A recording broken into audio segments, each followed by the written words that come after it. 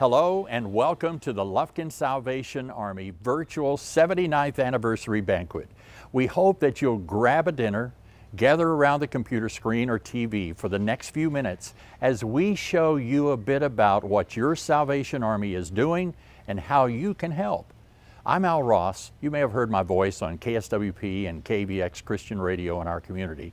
Not only do I have the privilege to MC tonight's event, but I also serve on your local Salvation Army Advisory Board.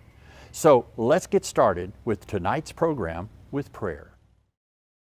Hi, my name is Brad Ballard, and I am the Discipleship and Missions Pastor at Denman Avenue Baptist Church. And so I'm going to ask you to join with me in a prayer to lift up the Salvation Army and the work that they're doing here in Lufkin.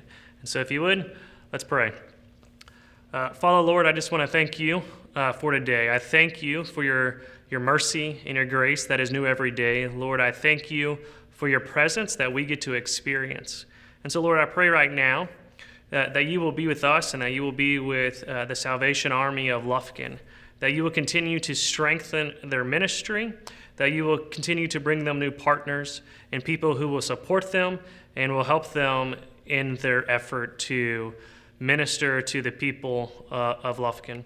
Lord, I pray right now, and I ask that you will bless them, that you will bless this ministry. Lord, that through the Salvation Army and that through your church, Lord, that your kingdom will grow and expand. Lord, I pray for the people who are coming here to get their needs met. Lord, their food needs, their ministry needs. Lord, I pray and I ask that you will be with these people. Lord, that you will help them to know that you love them, that you care for them. Lord, that there is a body of Christ here in the Lufkin community that loves them and cares for them and wants them to know you. So, Lord, my prayer is that your name will be glorified. In your name, amen. Thank you, Pastor. Tonight's event is our annual fundraiser and an opportunity to report to you, our community, about the activities of your Salvation Army. Let me mention at this time about our online auction. We've got some incredible items that we hope you'll take a look at after this program. We'll keep the auction open for the remainder of the week. As you are well aware, the pandemic has affected us all, and the Salvation Army has not been immune to the effects.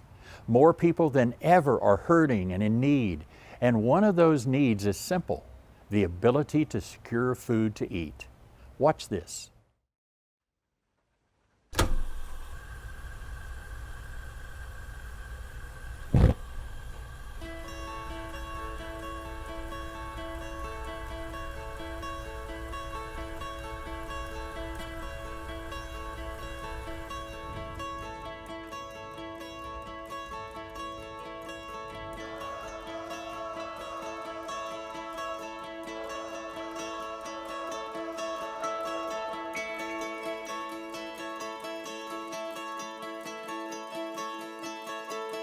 The Salvation Army of Lufkin serves Angelina County through many different programs and services. And one of those services is our community feeding program. We call it the community feeding program. Most people might refer to it as a soup kitchen, but we do that so people feel comfortable and don't feel like they lose any dignity or respect in needing to have food assistance. We know that food is such an essential need that when people come in our doors and need a hot meal, we never want to turn them away. And so we've been blessed to be able to help so many people through this program. Before COVID-19, we had usually about 100 people a day that would come in for a meal, lunch and dinner time. We served from noon to 1, lunch and dinner from 4 to 5. And we were able to meet that need pretty easily, as we had a staff member that oversaw that and some volunteers that would come in, and from the donations as well from Second Blessings. As COVID-19 hit, we saw increased need through this program especially. And through the months, we've increased every month with the need. And so currently we have about 500 meals a day that we're serving. And we have received so much support and volunteerism from Angelina College to Heart Hospice to all kinds of churches and individual volunteers that have come in and helped us.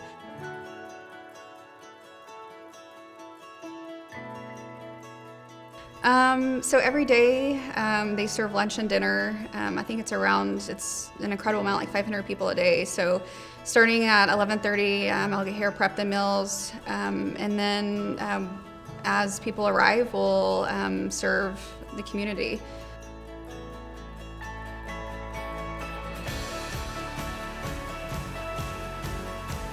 So once the pandemic hit and we went from serving 100 people to 500 people a day, and we had to close the actual establishment where the people were coming in to eat, and we put up a drive-through line and 4 people to do the job of what one person was doing. You know, it was easy when we had our window and the clients would be able to walk up and get their tray and have a seat and eat. And once the pandemic hit, we were put in kind of a bind for volunteers because, you know, you have one person that cooks the food, but, you know, you have all this food that you need to be putting in trays, and you have 500 trays to make and a line of hungry people outside. So it really changed the whole dynamic of the way that we ran things, and we definitely had to lean on our community for support to help with the manpower that was needed to continue our feeding program. We need people, though, to still continue as the need continues to rise to help us, whether you can give a monetary gift or a donation, a gift in kind of some kind of non-perishable item, or, you know, the challenge really is, and we've asked a lot of people to consider even just giving an hour a month of your time to come in and give back. Though the need is there, we see that there are so many people that are so grateful for just a hot meal and someone coming to give in this capacity. So if you're able to, please consider an hour a month to give back and serve those through the community program.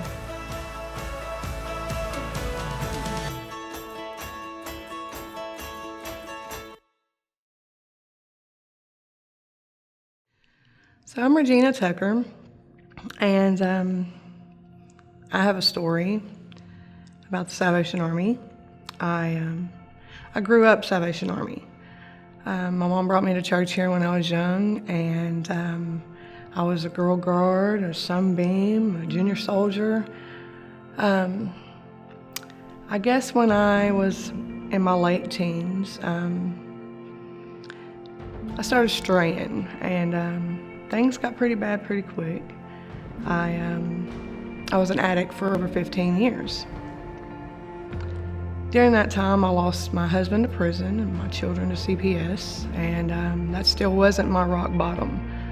I didn't find my rock bottom until I found myself in Angelina County Jail, and I had gotten a drug charge and a theft charge, and so while I was in there, I had a whole lot of time to think about things, and a lady had gave me a Bible, and I started to talk to God again, and I didn't know how to change.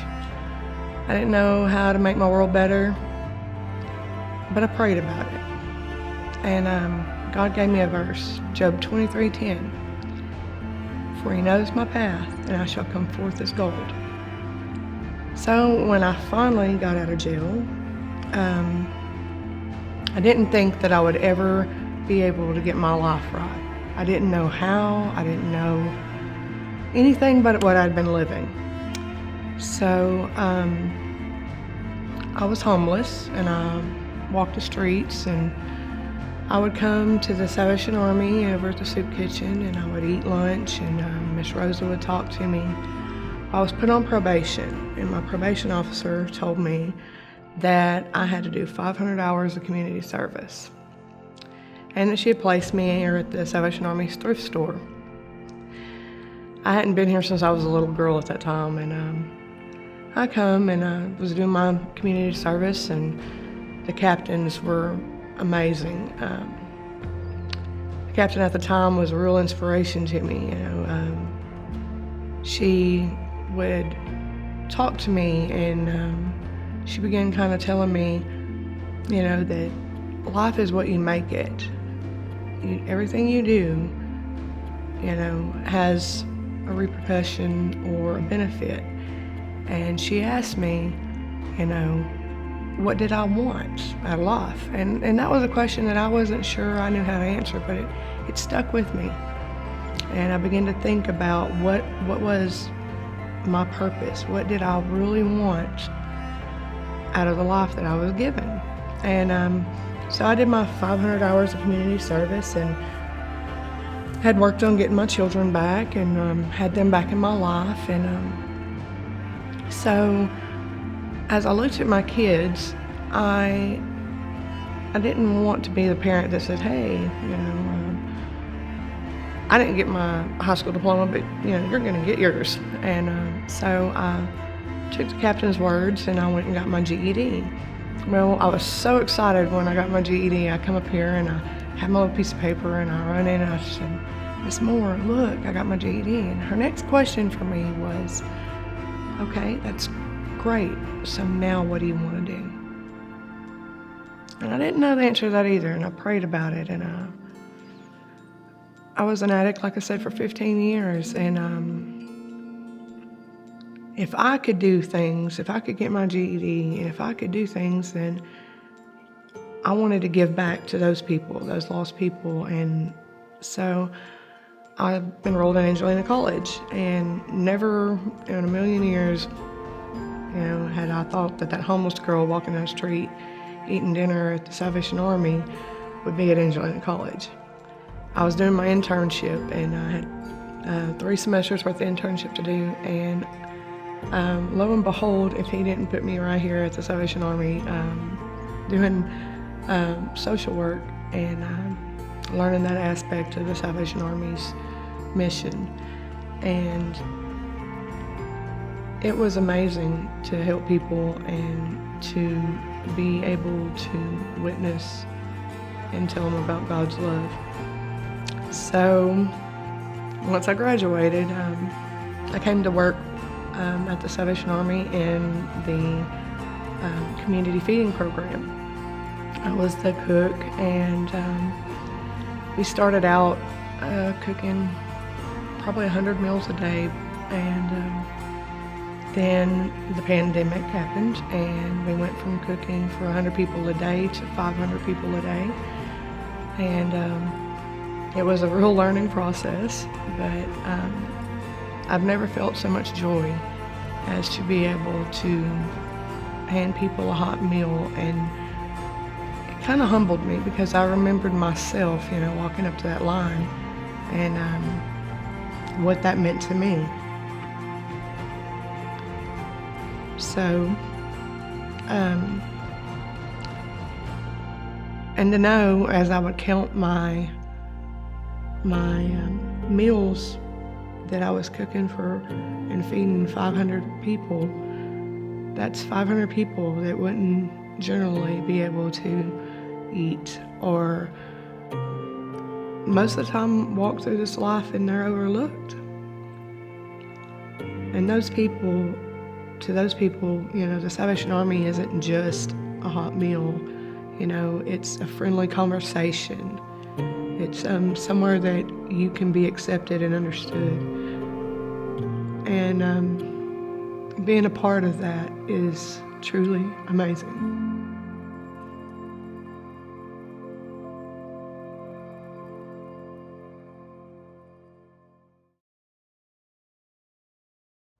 Lufkin has been blessed with a great set of captains for a time like this.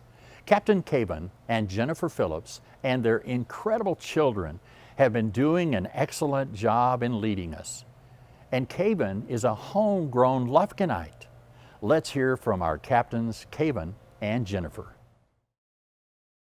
So, we wanted to take a moment to think of our year at a glance, and we wanted to claim the promises of God and continue to look at the Lord as Michelle Briley, our chairperson, has given us that term this year, and we want to be reminded to look at the Lord. When we got here about a year ago at the end of June, we were so excited to be in Lufkin and Caven's hometown where he grew up at. And we came to our first board meeting, got to know our board and some of the people in our community, and we knew that we were going to be in love and just welcomed so much by East Texas and being here in Lufkin. We got excited to just see people at work, and we were blessed by a private donor who gave us a substantial gift to help us get through those summer dry months, and we saw the Lord at work. And then we were able to start on some of our Behind the Red Shields and get the name of the Salvation Army out to our community and invite people to come and see what the Salvation Army does. We were excited to be part of the Back to School Bonanza and help over 500 children with different clothing articles at our thrift store through our voucher program. And we were excited to be involved with Walmart and do Stuff the Bus and get over $1,000 donated for school supplies and donate that toward our Back to School Bonanza. So we were reminded to continue to look at the Lord. And then we were able to reopen our food pantry in November and get some donated items from Walmart and Sam's with our collaboration of East Texas Food Bank and retail stores, and give away fresh food items to those in need dealing with food insecurities. And so that brings us to our Christmas season that we had with our Red Kettle campaign, where we raised over $135,000. And we didn't do it alone. We did it with a lot of volunteers and a lot of in our board members also. And we thank the churches and other civic clubs, other businesses like realtors, like the banks for coming alongside of us to help us raise those funds.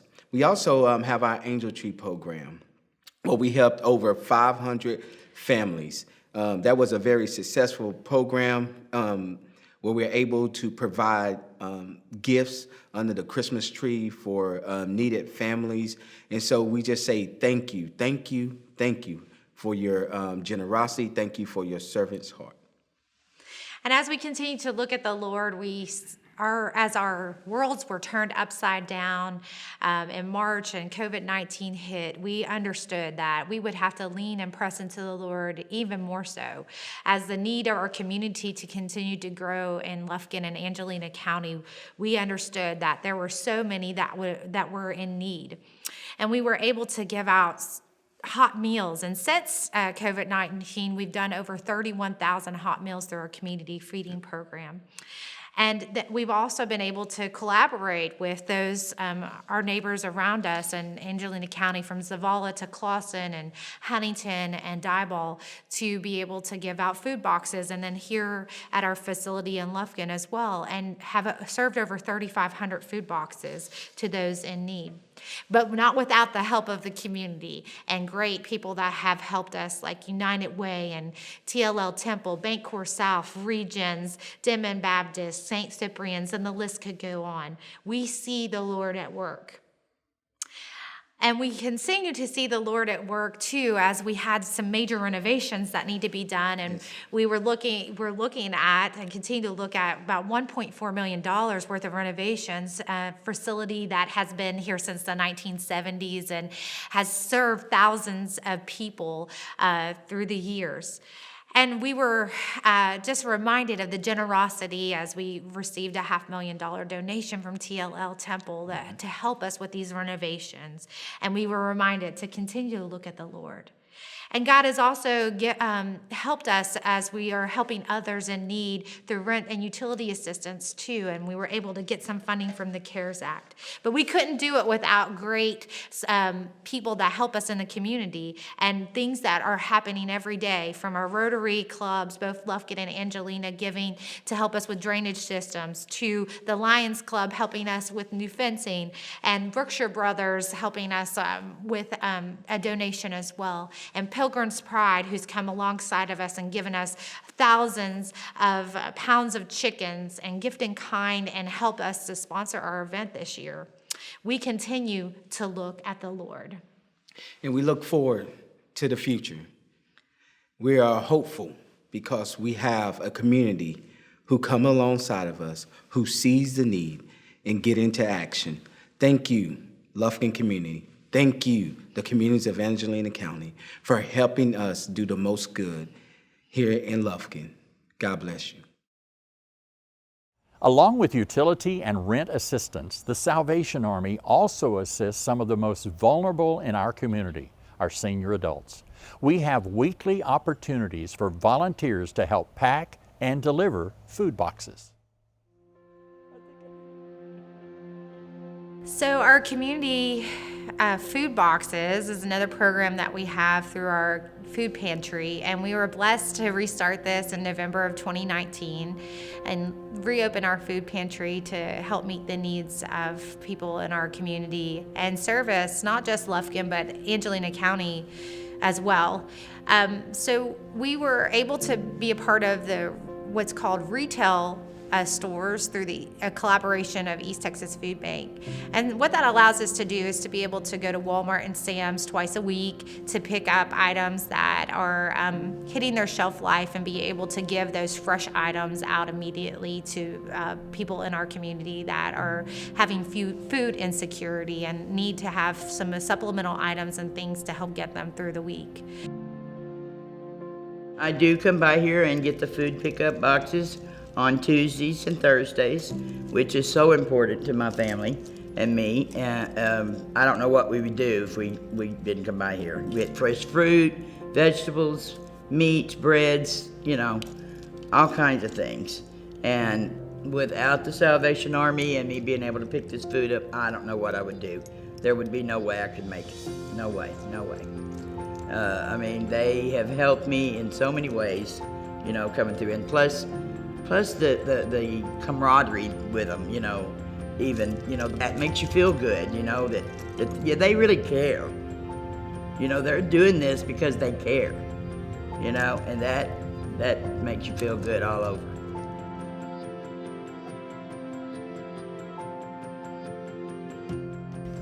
Well, we get the much needed groceries that sometimes we're not able to get because our budget won't allow us to buy certain things to live for groceries, because a lot of our money is spent on medication and that takes up some of our groceries.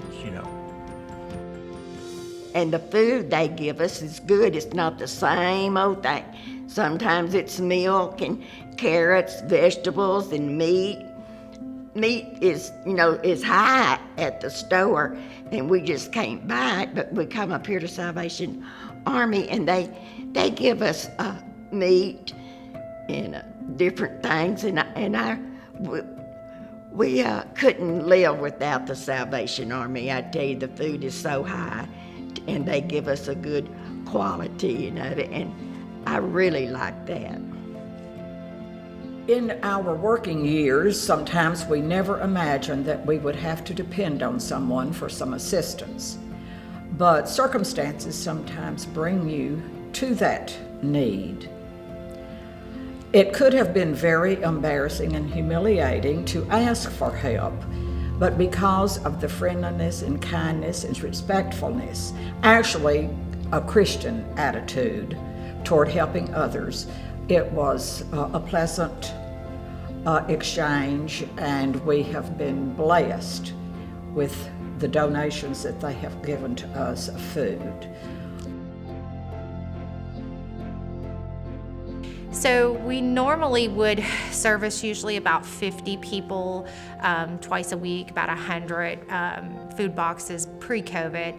After COVID-19 hit, we saw an increase in our food need as well. And then in talking to some of the food pantries in our community throughout Angelina County, we found that they were having an increased need as well of people that were coming to them and needing food assistance. So since March, we've collaborated cooperated with several of our food banks here locally and food pantries locally. So it's been a great blessing to many people, and we hope to continue this for years to come.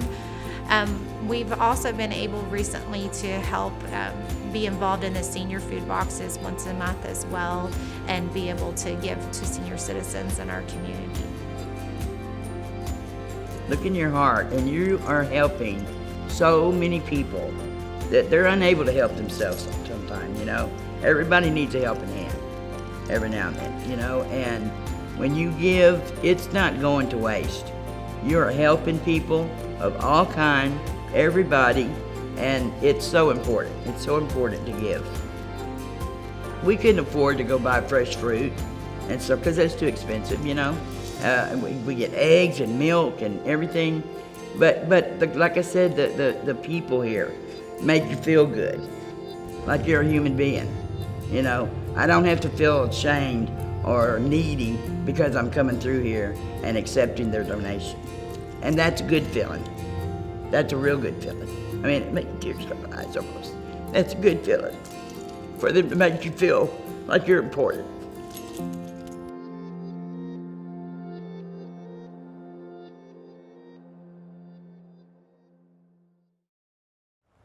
In just a few minutes, we'll be hearing from our special guest, Mike Lindell. But first, we're going to zoom over to Leah Metters, Regional Resource Development Director for the Salvation Army, with a special guest. Leah? Thanks, Al. My name is Leah Metters, and I'm Regional Resource Development Director with the Salvation Army, which means I have the wonderful privilege of working with foundations, corporations, and some of the most amazing individuals that make our ministry possible. Today I have with me Jamie Cornelius. Hey, Jamie. Hi, Leah. How are you today? I'm doing great. Thanks for joining us today. My pleasure. So first I wanted to start with you and just ask you, you know, Jamie, you've been a long-time supporter of the Salvation Army. What is it about the Salvation Army that kind of caught your heart? What is it that got you involved with the Salvation Army? Well, my grandfather, my father's father, and my father and my mother were each dedicated to the Salvation Army for many different reasons. And I'm fairly confident that I recall that my grandfather actually was a William Booth Award recipient. So that there was his family history there. And as I saw their commitment, it naturally made me curious. And I grew to love the Army's biblical mission for service to others. And as a cheapskate, I really love the Salvation Army's efficiency. I love that. Well, tell me, Jamie, what is it? Because I know you live in Dallas. So what is it about Lufkin? Because I know Lufkin is very special to your heart. So what is it about Lufkin that you continue to give in Lufkin? Well, I hope enough of the listeners remember what Andy of Mayberry was, but Lufkin was Mayberry in the 1960s and 70s when I grew up there. I can hardly recall a mean-spirited person from those days, and everyone was so dedicated to service and helping others. It was just the spirit of the town. That environment was really a key to my desire to help others who are less fortunate. Oh, I love that. Well, I can tell you, I work all over Texas, and Lufkin has a very special place in my heart because I feel like some of those same things are still there today. So we still have some incredible people there, some great hearts, and you're one of them. And we just love you so much. But I wanted to, from a donor's perspective, because tonight we have a lot of different people tuning in. We have longtime supporters. We have people who are just now getting involved with the Salvation Army hands-on and getting excited about it.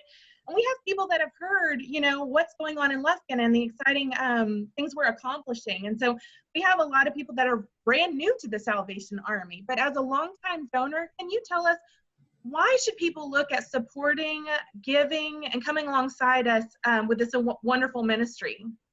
Well, there are many fabulous benevolent organizations, and I certainly give to more than one, but you've heard my heart for the Salvation Army and the why. But the other reason is I really believe that few can compare to the Salvation Army's low overhead and their dedication to Jesus' commands to care for those who are less fortunate. There's just a personal connection that I believe, that I personally feel the Salvation Army, but as well that I believe that the Salvation Army makes an effort to create to those who are benefiting from their services. Yes, I love that, Jamie. We just, on behalf of the Salvation Army, we just want to say thank you. We don't know how we could do what we do without people like you loving and supporting this ministry. And so from the bottom of our heart, we just recognize you and say thank you so much for being so good to us. It's my pleasure. It's my honor. Back to you, Al. Mike Lindell is a self-made millionaire, an infomercial superstar. He created the MyPillow empire from scratch in 2004, and he did it while addicted to drugs. He's been clean and sober for over 10 years, but his path from rags to riches and almost back to rags is an amazing American success story. From crack addict to CEO, let's meet Mike Lindell. Hello, I'm Mike Lindell. You all know me as the inventor of MyPillow, but what you might not know is I was a crack cocaine addict, alcoholic, cocaine, compulsive gambler, and I want to tell you how my story ties in to the amazing Salvation Army. Well, my story begins when I was 7 years old. My parents divorced.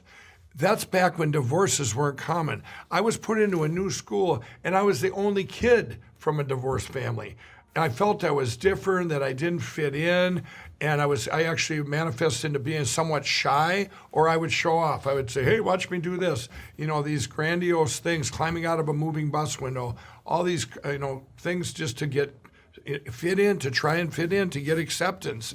And then if it was strangers I didn't know, I wouldn't even talk to them. I think it was like a fear of rejection. Well, you don't get rejected if you don't talk. And I remember at my 5-year reunion, I get there, and all my friends were there that had been classmates that had now graduated from college. They had started families. Their careers had expanded, and I hadn't done anything. I had dropped out of college in the first quarter. I had working at a drive-in movie theater. I'd been fired at the grocery store I worked at. But I took over that reunion. We were all together, and I told them, stuff that had happened to me. Like I was going skydiving, fell asleep on a motorcycle and crashed it. I got the back up on my bike and got down to to do the jump, and I jumped and my parachute didn't open. This was all in the same day, and everyone's going, wow, wow. And tell them I got 17 traffic tickets outrunning the cops in 2 days, or telling them that the mafia was after me. They were going to break my legs because I owed them all this money for football bets. Well, everyone's just mesmerized listening to these stories. But I got home that night, and I laid in bed, and a deep sadness came over me, and I wanted what they had. And I knew that deep down it was like empty. I was missing something. And it was around that time, I believe, that I was introduced to cocaine. And when I took it for the first time, I'm going, wow, I felt better about myself. It masked the pain.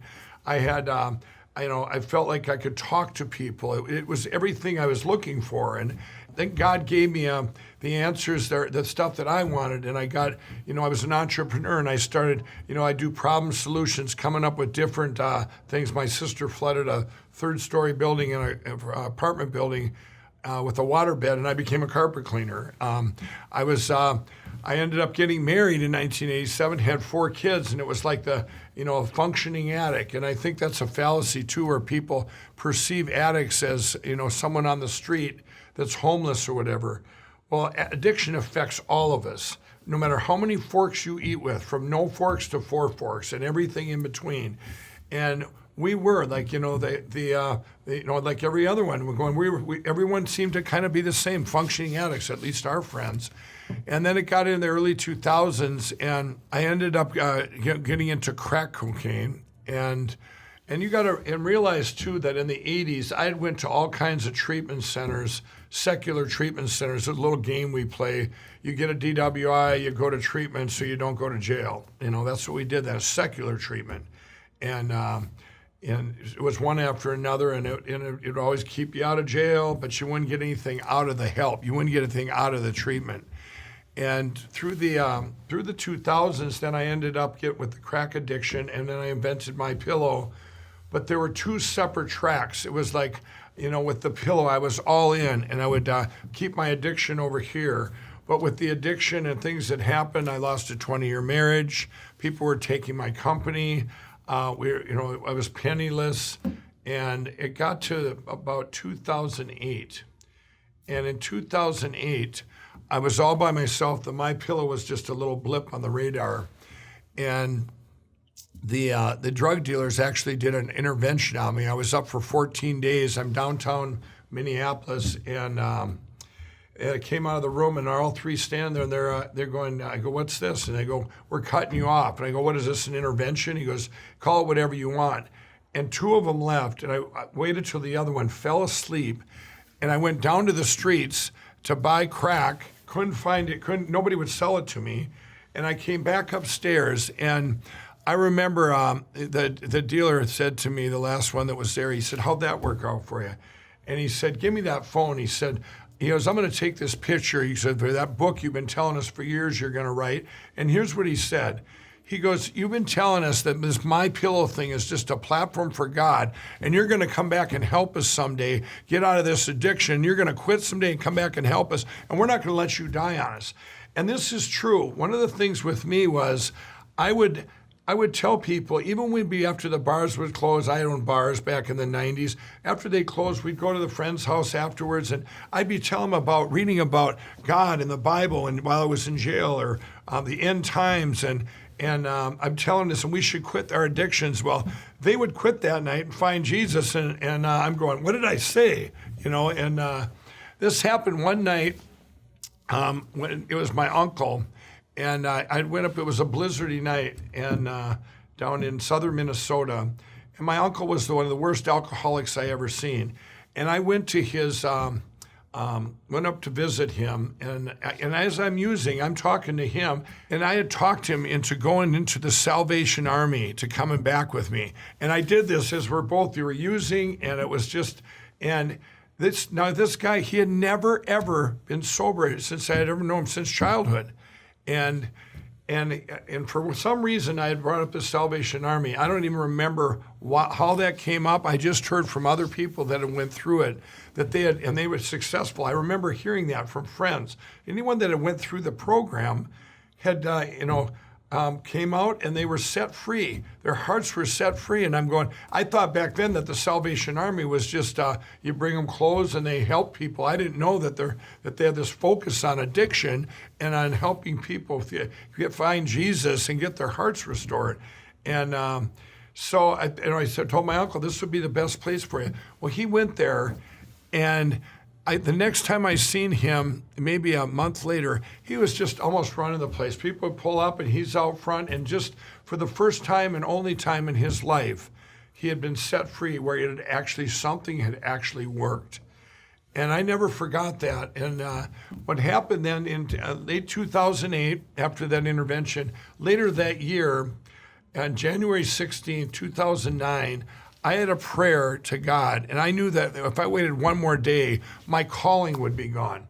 I made sure I didn't have any money and didn't have anything in possession-wise, so that I would show with God all things are possible. And I knew God had this big calling on my life.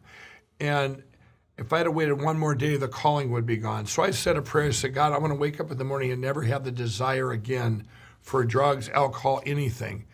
And then I'll do this platform thing." It was kind of like making a deal. And I woke up the next day, and I'm going, something's different. And it was gone. The desire was gone. There's a difference between that desire was gone than being saved. But a couple months later, I felt led to go to a faith-based treatment center that came from our church. And I walked in there the first night, and they said, "No, we don't want to hear about how much drugs you did and stuff." I had never been in a faith-based treatment center. They were all secular centers before that. And he goes, "Mike, we don't want to hear about that. Let's talk about your father."